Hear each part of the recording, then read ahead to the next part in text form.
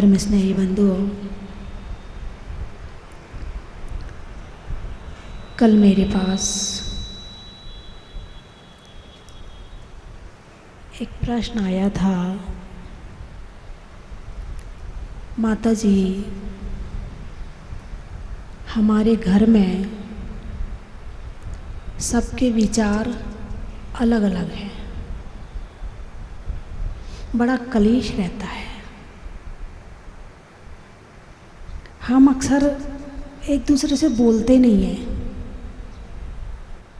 क्योंकि सबके विचार अलग अलग हैं। जैसे ही बोलते हैं लड़ाइयाँ शुरू हो जाती हैं। क्या धर्म के माध्यम से हमारे घर की ये लड़ाई शांत हो सकती है क्या? मैंने कहा कल प्रवचन में बताऊंगी। हो सकती है, घर घर की लड़ाई शांत हो सकती है। पहली बात तो ये, सबके विचार अलग अलग होना कोई बुरी बात नहीं है। इसमें क्या बुरी बात है? किसी को मीठा अच्छा लगता है, किसी को नमकीन अच्छा लगता है, किसी को खट्टा अच्छा लगता है, किसी को चटपटा अच्छा लगता है। भाई सबको अलग अलग पसंद है, इसमें क्या बुरी बात है? सबका विचार अलग अलग, इसमें बुरी बात क्या है? ये तो बड़ी अच्छी बात है। यदि दुनिया में एक ही विचार के सारे लोग हो जाएंगे तो नए विचार कहाँ से आएंगे? बात समझ में आई कि नहीं आई? हैं? यदि एक ही विचार के सारे लोग हो जाएंगे तो नए विचार कहाँ से आएंगे? ये तो बड़ी अच्छी बात है कि सबके विचार अलग अलग हैं। फिर लड़ाई कहाँ है? जब अच्छी बात है कि सबके विचार अलग अलग हैं तो फिर लड़ाई किस बात की है? सबसे पहले ये स्वीकार करना पड़ेगा कि सबके विचार अलग अलग ठीक हैं। अब इसमें गड़बड़ कहाँ हो रही है? इसमें झगड़ा क्यों हो रहा है? इसमें लड़ाई क्यों हो रही है? तो लड़ाई यहाँ हो रही है, एक को मीठा पसंद है, एक को नमकीन पसंद है। एक मीठा ज़्यादा खाता है और एक नमकीन ज़्यादा खाता है। कोई बुरी बात नहीं है, लेकिन मीठा खाने वाला कहता, कैसे खाता है इतना नमकीन तू? कितना बुरा लगता है खाने में, पता नहीं कैसे खा लेता, दिन भर नमकीन खाता रहता है। तो दूसरा कहेगा मीठा कितना बुरा लगता है, पता नहीं सारे दिन मीठा मीठा मीठा चाहिए खाने के लिए इसको। समझ में आया लड़ाई का कारण? अरे बोलिए ना। वो मीठा खा रहा है, उसको मीठा अच्छा लग रहा है, कोई बुरी बात नहीं है। उसे नमकीन अच्छा लग रहा है, कोई बुरी बात नहीं है। बात कहाँ कि जो मैं खा रहा हूँ वो सही है और जो तू खा रहा वो गलत है। विचार अलग होना गलत नहीं है, लेकिन मेरे जो विचार हैं वही सही हैं, ये गलत है। और आज घर घर की कहानी है, एक घर की नहीं, घर घर की कहानी है। एक वेश्या, उसकी मृत्यु हो गई, शमशान में लगाया गया। शमशान में उसकी जो क्या बनाते हैं, हाँ वो जो भी बनाते हैं जलाने के लिए, वो बनाई गई चिता बनाई गई और चिता बना कर के उसको वहाँ लिटाया गया। लोग आपस में बातचीत करने लगे। पीछे एक चोर भी खड़ा था। बोले यहाँ कोई ना हो ना तो मैं इसके गहने उतार लूँ, ठीक है। एक वहीं पर व्यसनी शराबी खड़ा था।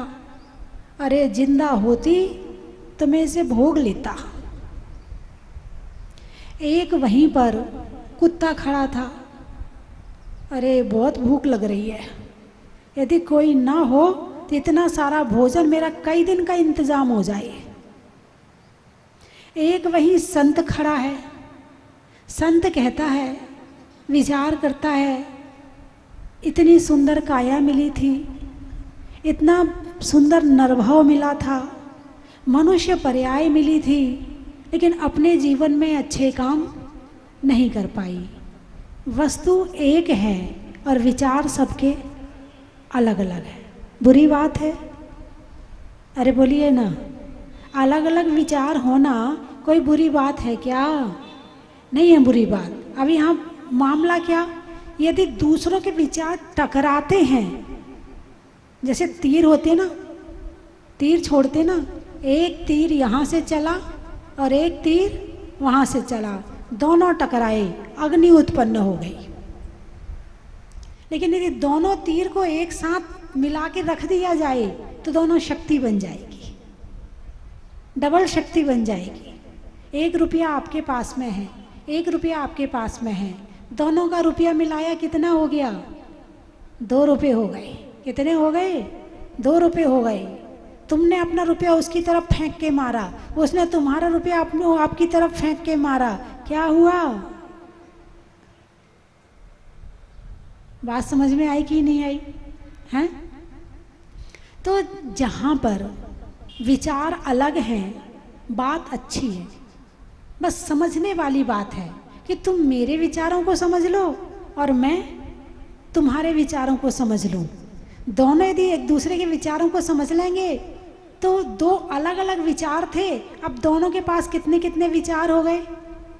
पहले एक तुम्हारा था और एक तुम्हारा था, तो एक एक विचार थे दोनों के पास में। अब दोनों ने एक दूसरे को अपने विचार दिए तो क्या हुआ? दोनों के पास 2-2 विचार हो गए। फिर 10 लोगों ने 10 लोगों को विचार दिए, 10 ने 10 को दिए, कितने हो गए? 10 विचार हो गए। हुए कि नहीं हुए? और यदि मान लो तीर जैसे चलाएंगे तो अग्नि उत्पन्न हो जाएगी, और इकट्ठा कर लेंगे तो शक्ति बन जाएगी।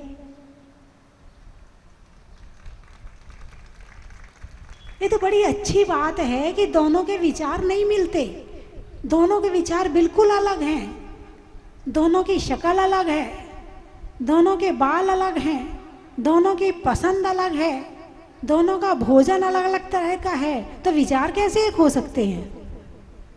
नाना कम्मा नाना जीवा, नाना कर्म है, नाना जीव है।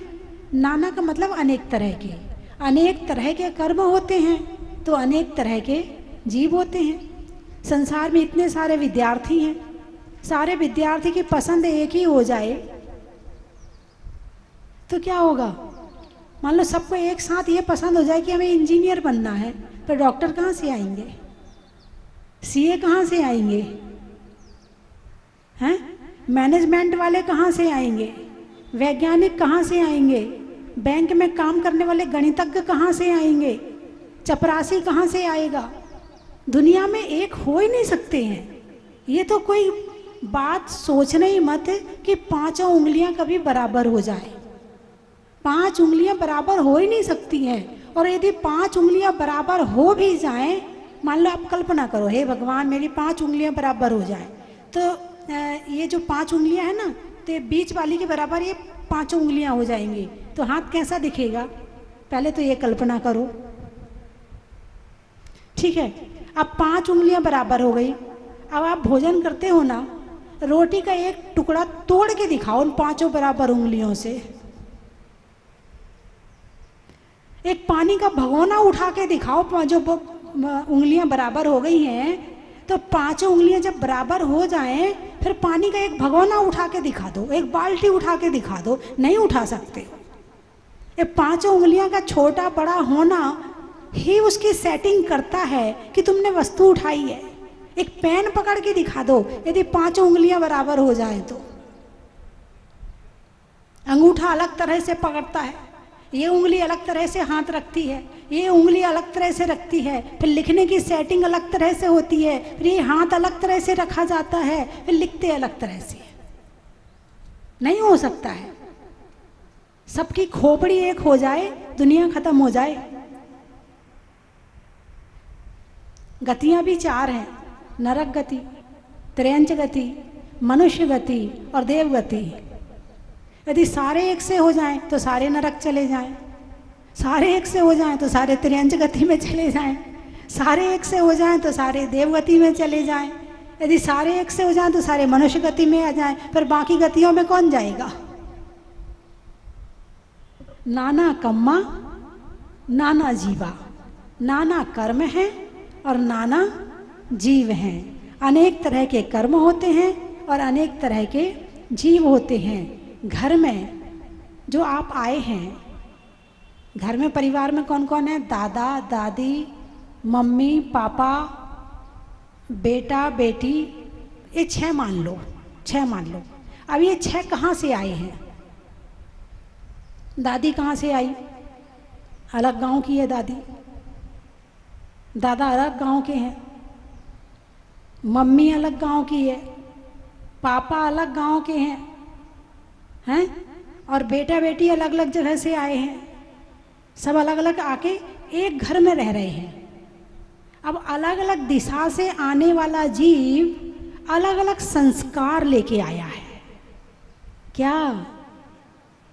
अलग अलग दिशा से आने वाला जीव कोई मनुष्य गति से आया है, कोई देव गति से आया है, कोई त्रियंच गति से आया है। अब अलग अलग गति से आने वाला जीव अलग अलग तरह के संस्कार लेके आया है।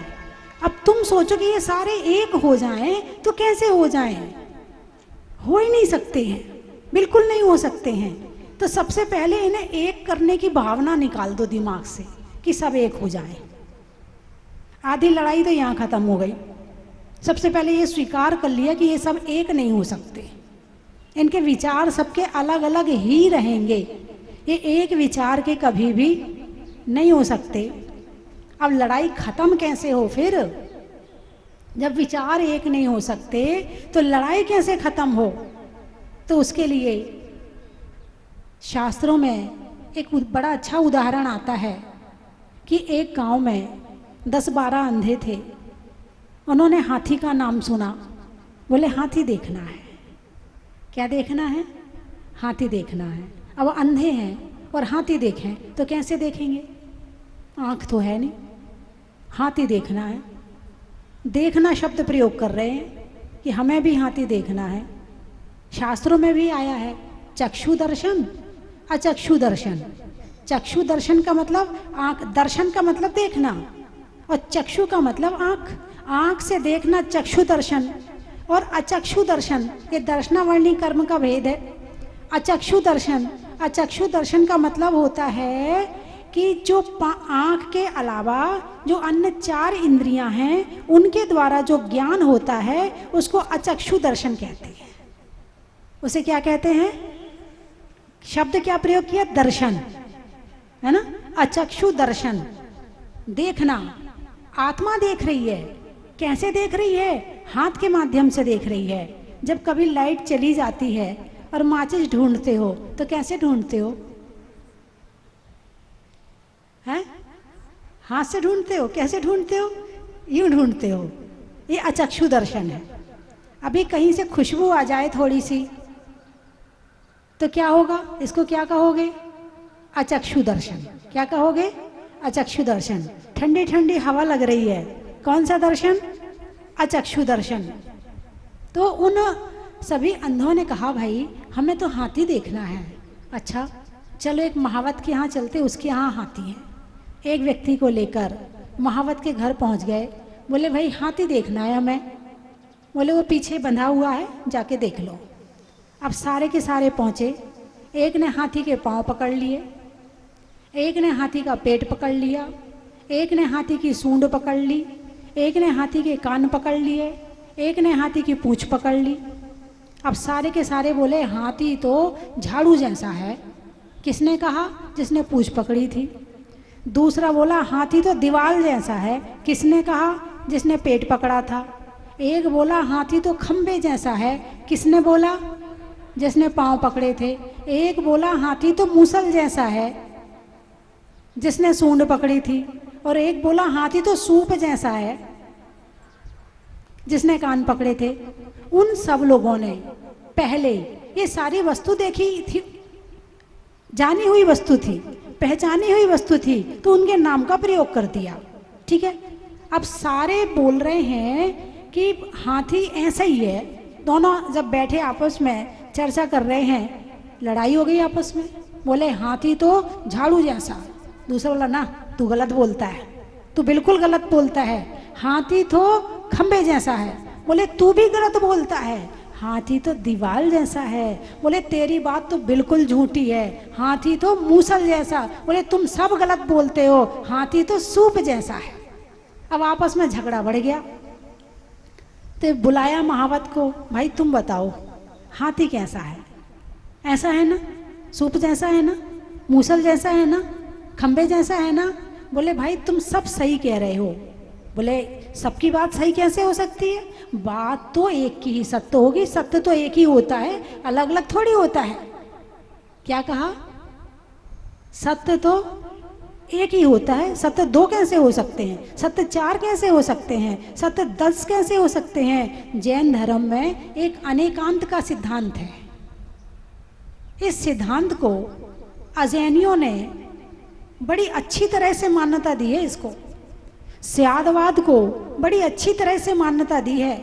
जिनने इन दो चीज़ों को पहचाना है वो बड़ा जैन धर्म का प्रशंसक हो जाता है। बोले ये सिद्धांत दुनिया में कोई नहीं दे सकता है। सब जगह यही कहते हैं सत्य एक है, भगवान एक है, ये धर्म एक है, लेकिन ये कहीं नहीं बताया कि ये भी सही है, ये भी सही है और ये भी सही है। सबकी अपेक्षा लगाओ कि कैसे सही है। बोले भाई महावत ने कहा तुम सबकी बात सही है। बोले कैसे सही है? बोले पूंछ की अपेक्षा झाड़ू जैसा है, पाँव की अपेक्षा खंबे जैसा है, पेट की अपेक्षा दीवार जैसा है, और सूंड की अपेक्षा मूसल जैसा है, और कान की अपेक्षा सूप जैसा है। तुम सबकी बात सही है, जब सबको मिला दोगे तो हाथी बन जाएगा। इतना ज्ञान है कहाँ हमें कि हम अपनी बात ही सत्य मान के उसको मोहर लगा सकें। हमारी बात को भी कोई दूसरा आएगा वो उसके आगे बढ़ा देगा, ये ऐसे नहीं ऐसे है। तीसरा आएगा उसको और आगे बढ़ा देगा, ये ऐसे नहीं ऐसे है।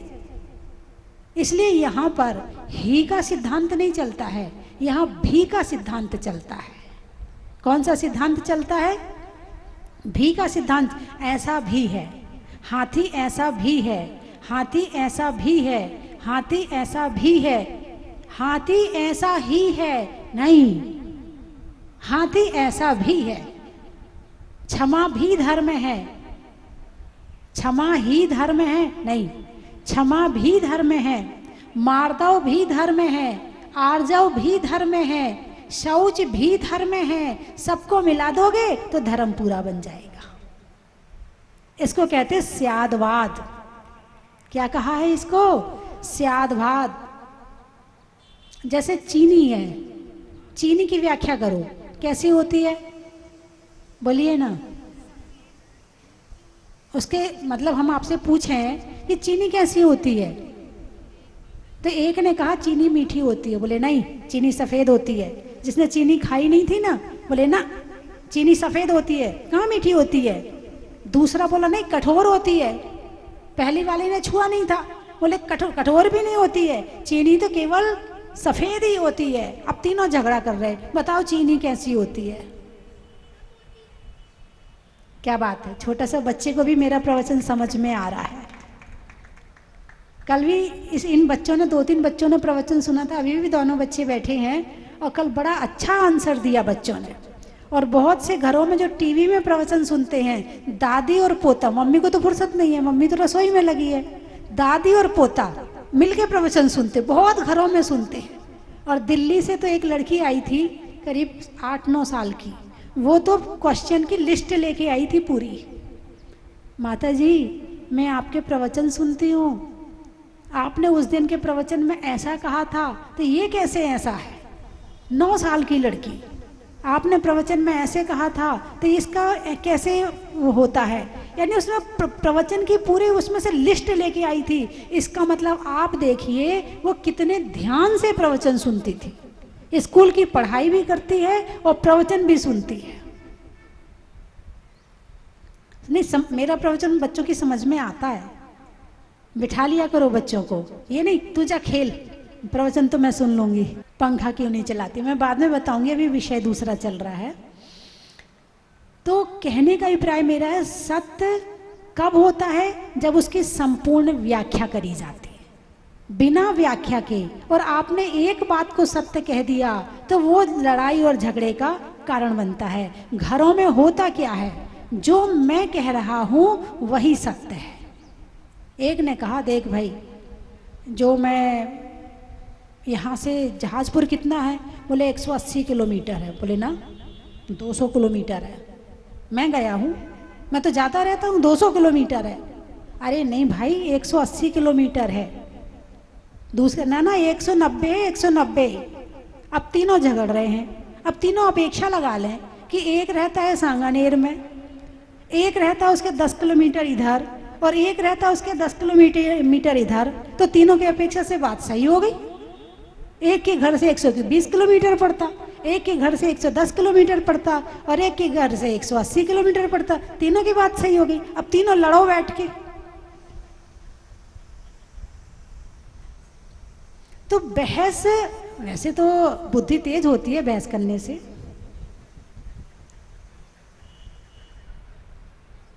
लेकिन सही हो, तर्क सही हो, गलत ना हो, और उस बहस में क्रोध ना आए, उस बहस में आवाज ऊंची ना हो, उस बहस में ज्ञान हो, ज्ञान, तर्क वितर्क हो। तुम्हारा तर्क ऐसा प्रस्तुत करे कि सामने वाले को सोचना पड़े कि तुम्हारे तर्क को कैसे काटा जाए। फिर वो सामने वाला, उसके लिए ज्ञान चाहिए। तुम जो बहस करते ना, उसमें क्वालिटी नहीं होती है। बहस करना बहुत अच्छी बात है, लेकिन बहस में क्वालिटी तो हो। ज्ञानी से ज्ञानी मिले, करे ज्ञान की बात, और मूर्ख से मूर्ख मिले, क्या घूसा कहलात। घरों में हो क्या रहा, ज्ञान तो है नहीं, और बहस करने बैठ जाते हैं, तो लड़ाइयाँ शुरू हो जाती हैं।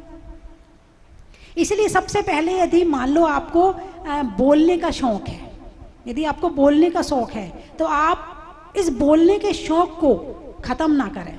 मैं ये नहीं कह रही कि आप बोलना बंद कर दें, नहीं, आप बोलें, लेकिन बोलने में ज्ञान की क्वालिटी लाएं। आप पढ़ें, आप समझें, उसके बाद बोलें, तो बोलना आपका सार्थक हो जाएगा। पढ़ा है नहीं, समझा है नहीं, और बोलना शुरू कर दिया, तो फिर तो मामला गड़बड़ होना ही होना है। इसलिए स्वाध्याय शुरू करें। जितना जितना स्वाध्याय होगा, आपका बोलना सार्थक होता जाएगा। बोलना बुरा नहीं है, मैं नहीं कह रही कि आप ना बोलें, मनुष्य पर्याय है, वाणी मिली है, बोलो, खूब बोलो, इतना बोलो कि दिन भर चुप ना हो, लेकिन बोलने में क्वालिटी हो। सामने वाला ये ना कहे कि चुप हो जा। यदि सामने वाले ने ये कह दिया चुप हो जा, तो ये बहुत बड़ा तुम्हारे ज्ञान का अपमान हो गया। क्या हो गया? कि तुम्हारे पास में ज्ञान नहीं है, तुम्हारे बोलने में क्वालिटी नहीं है। बेटा पूछ रहा है स्वाध्याय का मतलब क्या होता? स्व यानी आत्मा, अध्याय यानी अध्ययन करना, अपनी आत्मा को पढ़ना, 6 द्रव्यों को पढ़ना, 7 तत्वों को पढ़ना, ये स्वाध्याय कहलाता है। भाई इस बच्चे को पाठशाला जरूर पढ़वाना, इसके अंदर जिज्ञासा बहुत है। तो सप्ताह में एक दिन बच्चों की क्लास लग सकती है क्या? ना ना, वो तो साल में एक बार पढ़ने के बाद फिर भूल जाते हैं। सप्ताह में एक बार लगाओ, और ये बहुएं लगाएं, आप लगाएंगे। सप्ताह में एक बार बच्चों को बुलाएं, कभी उनसे पूजा करवाएं, कभी उन्हें पढ़ाएं, कभी 7 तत्व पढ़ाएं, कभी 6 तत्व पढ़ाएं, कभी उन्हें भगवान महावीर की स्टोरी सुनाएं, कभी पारसनाथ जी की स्टोरी सुनाएं। इस तरह से आपका भी समय सार्थक होगा, और इन बच्चों को पढ़ाने के पीछे आप भी पढ़ना शुरू कर देंगे। तो ऐसा हो सकता है कि 4-5 महिलाएं यदि तैयार हो जाएं, तो बच्चों की क्लास हर सप्ताह लग जाएगी। ऐसा हो सकता है क्या?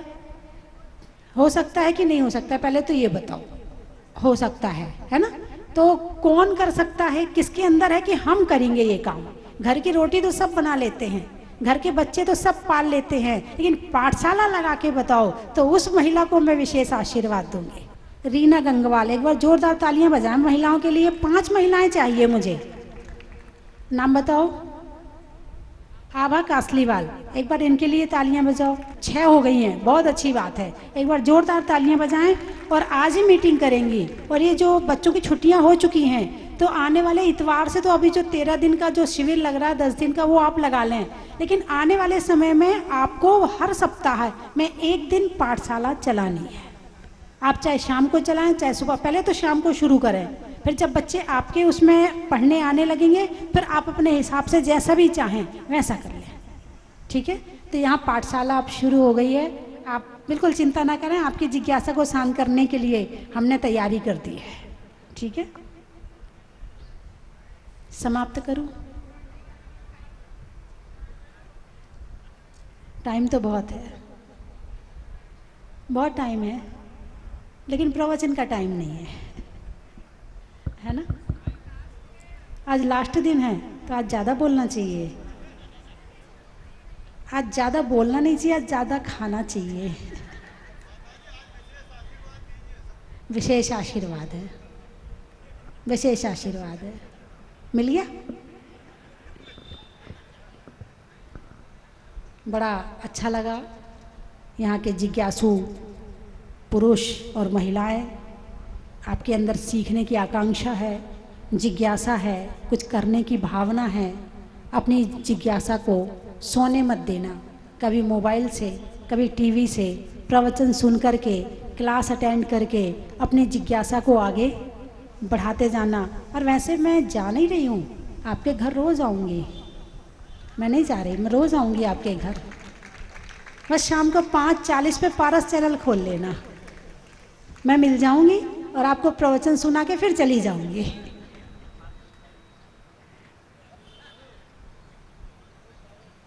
और जिन लोगों ने पूजा का और अभिषेक का नियम लिया था, मैंने कहा था मैं उन्हें जिनवाणी दूंगी, तो आज शाम को दूंगी।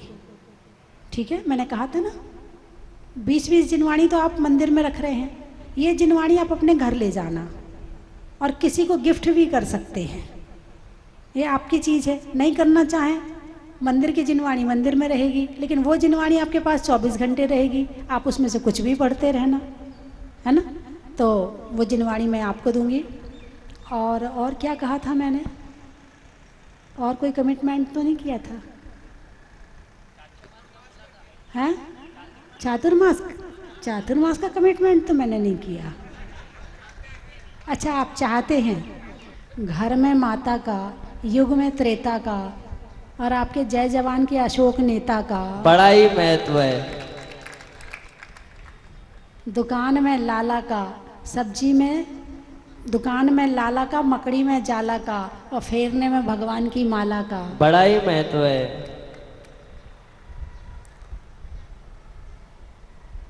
नहीं करने में बकबक्का, कपड़ों में चकाचक्का, और जय जवान के श्रावक का बड़ा ही महत्व है। जनवरी में जाड़ा का, जाड़े में काढ़ा का, और आने वालों में तलवाड़ा और बांसवाड़ा का बड़ा ही महत्व है। सड़क में टोल का, सब्जी में झोल का, और आने वालों में घाटोल का बड़ा ही महत्व है। रिश्तों में ससुर का, देवों में असुर का, आने वालों में जयपुर और उदयपुर का बड़ा ही महत्व है। पानी में गागर का, वृक्षों में आकर का, और आने वालों में सागर का बड़ा ही महत्व है। अनाज में चना का, गर्मी में पना का, और आने वालों में गुना का बड़ा ही महत्व है। रिश्तों में नाना का, पुर्जों में पाना का, और आने वालों में थाना का बड़ा ही महत्व है। महीनों में मई का, रजाई में रुई का, और आने वालों में मुंबई का बड़ा ही महत्व है। त्रियंचों में बिल्ली का, डंडा में गिल्ली का, और आने वालों में दिल्ली का बड़ा ही महत्व है। बैठने में दरी का, बैठने में दरी का, स्वर्ग में परी का, और आने वालों में सीकरी का बड़ा ही महत्व है। देने में दाद का, गुरुओं के आशीर्वाद का, और आने वालों में मुरादाबाद का बड़ा ही महत्व है। कमाने में राशि का, घर में दासी का, और आने वालों में झांसी का बड़ा ही महत्व है। हटने में तिमिर का, हटने में तिमिर का, और शरीर में सिर का, और नसिया जी में लगने वाले शिविर का बड़ा ही महत्व है। अनाज में दाने का, इनाम में पाने का, और नसिया जी में शिविर में आने का बड़ा ही महत्व है। बोलिए 24 भगवान की। ये माथे पर तिलक लगाओ, ये है संस्कृति हो। जरा तस्वीर से प्रभु निकल कर सामने आओ मेरे मुनि सुव्रता, मेरे पार्श्वनाथ, मेरे महावीर स्वामी, मेरे जिन देवा, मेरे जिन देवा। करेंगे माँ का पद प्रक्षालन, सोने के कलशों में जल भर लाए, रजत थाली में चरण धुलाए, सोने के कलशों से रल भर लाए, रजत थाली में चरण धुलाए, गंधोदक शीस लगाएंगे और करेंगे माँ का पने से घबराती हो, गुरु माँ साथ रहो जन्मों तक, गुरु माँ साथ रहो जन्मों तक, बस थाम लो हमरे हाथ, गुरु माँ हमको दी। भावना लेके आया था, भगवान ने मेरी भावना पूर्ण की है। बहुत अतिथकारी मुनि सुरेंद्रनाथ भगवान है। बिल्कुल मेरी कल से लगन थी आने का, तो बहुत दिनों चल रहा था 2013 से, पर भगवान ने जब बुलावा आता जब ही आ पाते हैं। बहुत बहुत धन्यवाद भाई साहब। बहुत अच्छी लगी। मैं दूसरी बार आया, मैं विचार कर रहा हूँ भगवान मुनि सुरेंद्रनाथ के भगवान के दर्शन कब करूँ। आज और मौका मिला शांति धारा का, और यहाँ की व्यवस्था, यहाँ का कार्यक्रम, यहाँ का स्टाफ का सहयोग बहुत बढ़िया रहा, और बहुत मेरे को आनंद हुआ और आनंद की प्राप्ति हुई। इस भव्य मंदिर में इस भव्य प्रतिमा के प्रथम अभिषेक का सौभाग्य प्राप्त हुआ।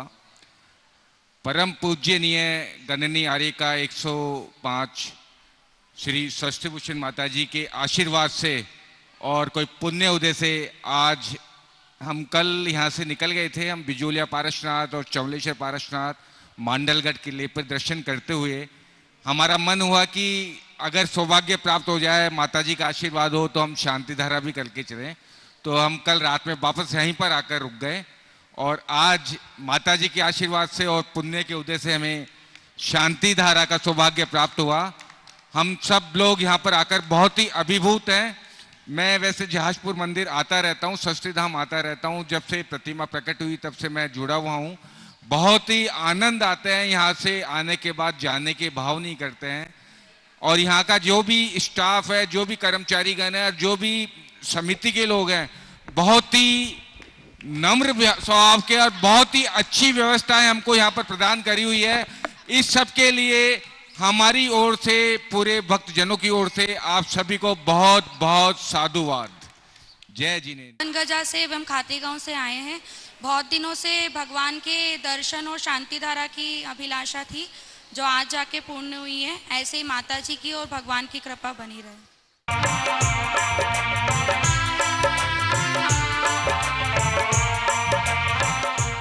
चन की थाल को सजाओ रे आज, रत्नों की थाल को भर लाओ रे आज।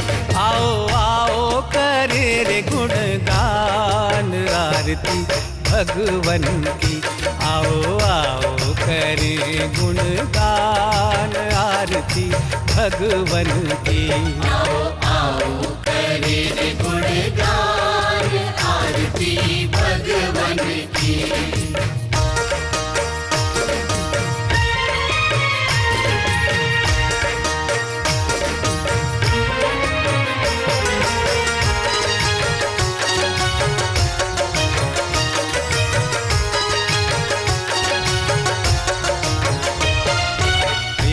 सुमित्र के राज दुलारे, माँ पद्मा जी के नैनों के तारे। पिता सुमित्र के राज दुलारे, माँ पद्मा जी के नैनों के तारे।